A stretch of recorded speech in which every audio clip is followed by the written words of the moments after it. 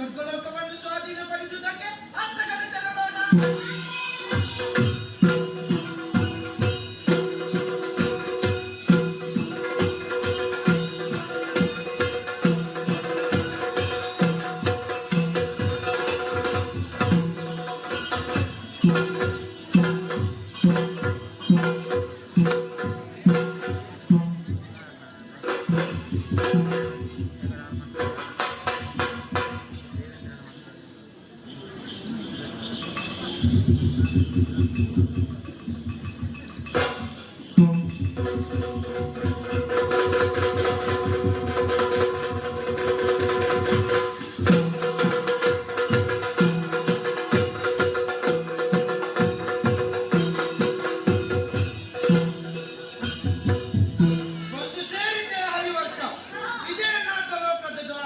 ವಿಚಾರಣೆಗೆ ಯಾರಾದರೂ ಇರಬೇಕಲ್ಲ.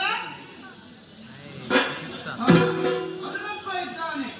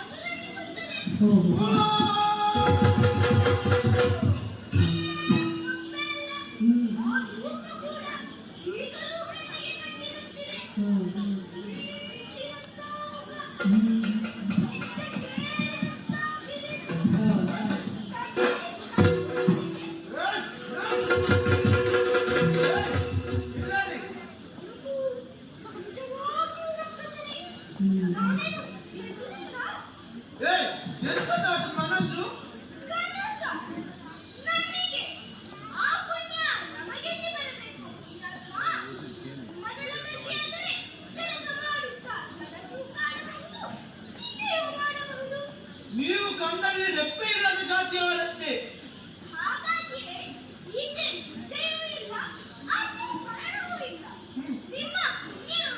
ಏನು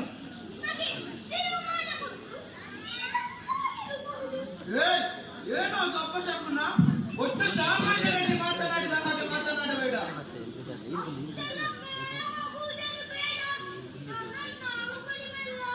ಅಷ್ಟು ದೊಡ್ಡವ ನೀನ್ಯಾರು?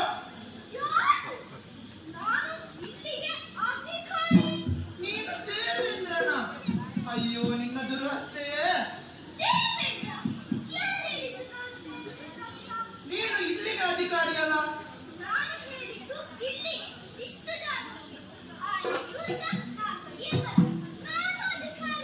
ಓಹೋ ಬಾಗಿಲ ಮಠ.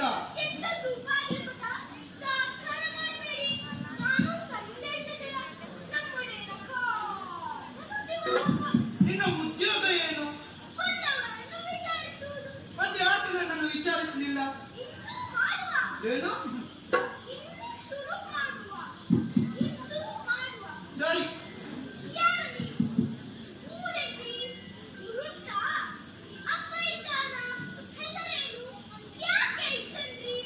ನಾನು ಲೋಹಾವತಿ ಪಟ್ಟಣದ ಸರ್ವಾಧಿಕಾರಿ ಶತ್ರು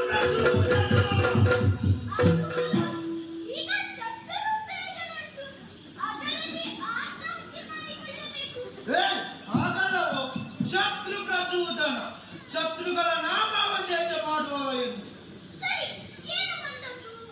ಈ ಸಲ ನಿನ್ನಪ್ಪನಿಗೆ ಒಂದು ಸರಿಯಾದ ಬುದ್ಧಿ ಕಲಿಸಬೇಕೆಂದು ಬಂದದ್ದು.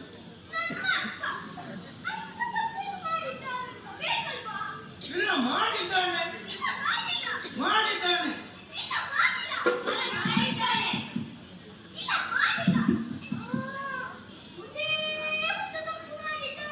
ಏನದು?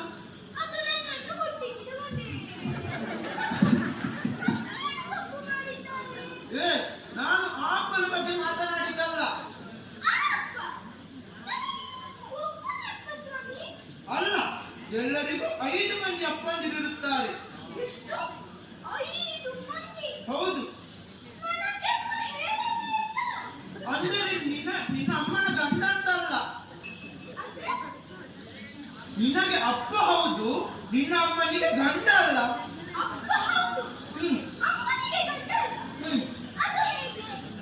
ಒಬ್ಬ ಜನ್ಮ ಕೊಟ್ಟವ, ಮತ್ತೊಬ್ಬ ಅನ್ನ ಕೊಟ್ಟವ.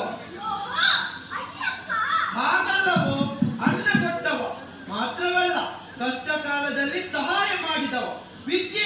ಉಳಿಸಿದವ, ಆಪತ್ಕಾಲದಲ್ಲಿ ರಕ್ಷಿಸಿದವ. ಹೀಗೆ ಎಲ್ಲರಿಗೂ 5 ಮಂದಿ ಅಪ್ಪ.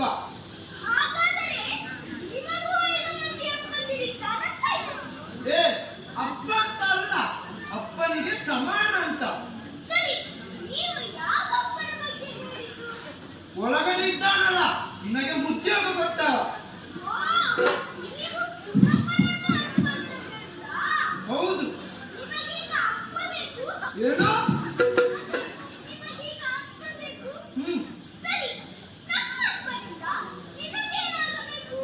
ನಮ್ಮ ವಂಶದವರಿಗೆ ಮಾಡಿದ ಅನ್ಯಾಯಕ್ಕೆ ಪ್ರತಿಕಾರ ಕೈಯಲ್ಲಿ ಬಂದಿದ್ದೇವೆ. ಹೋಗಿ ಹೇಳು ನಿನ್ನ ಅಪ್ಪನಲ್ಲಿ ಸ್ವರ್ಗ ಬಿಟ್ಟು ಶರಣಾಗಲೆಂದು.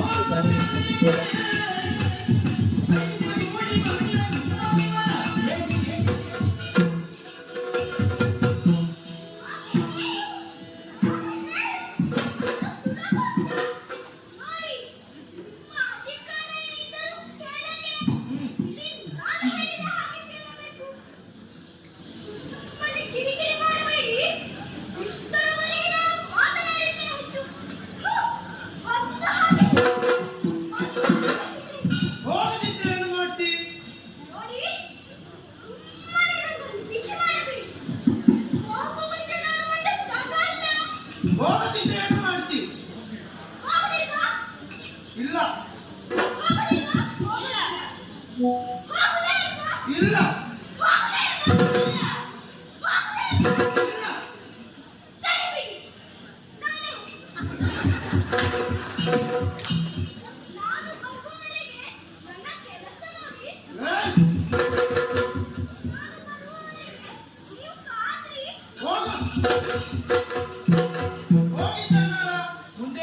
ಮುಂದೆ ಏನಾಗುತ್ತದೆ ಎಂದು ನಿರೀಕ್ಷೆಯಲ್ಲಿರು.